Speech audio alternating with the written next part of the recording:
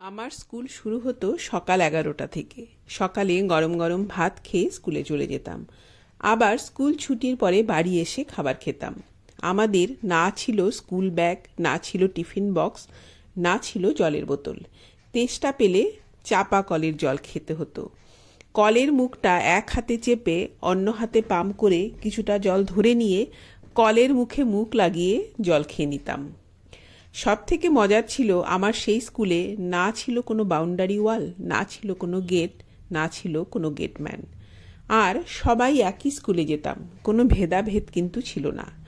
এখন তো সবই অন্যরকম।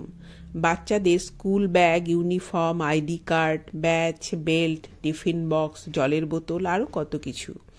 আবার ইস্ত্রি করা ইউনিফর্ম, পলিশ করা শুজ। রকমারি খাবার বানিয়ে টিফিন বক্স গুছিয়ে স্কুল ব্যাগে দিয়ে দিই যখন ছেলে স্কুলে যায়। আজ স্যান্ডউইচ বানালাম টিফিন বক্সের জন্য। ছোট ছোট করে কাটা ক্যাপসিকাম, গ্রেট করা কিছুটা গাজর, অল্প মাখনে একটু ভেজে তুলে ঠান্ডা করে নেব। 4টে ডিম সেদ্ধ করে একটু বড় বড় করে ভেঙে নিয়েছি। ভেজে রাখা গাজর ও ক্যাপসিকাম ডিমের মধ্যে দিয়ে দিয়েছি।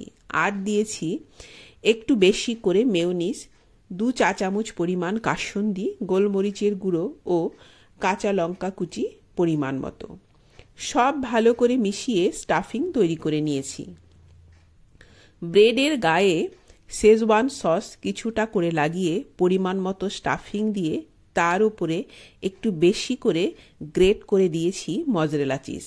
তারপর আরও একটা ব্রেড দিয়ে চেপে স্যান্ডউইচ তৈরি করে নিয়েছি। ব্রেডের দুপাশে বাটার লাগিয়ে গরম প্যানে সোনালি করে ভেজে নিলেই তৈরি হয়ে গেল আজকের এই রেসিপি।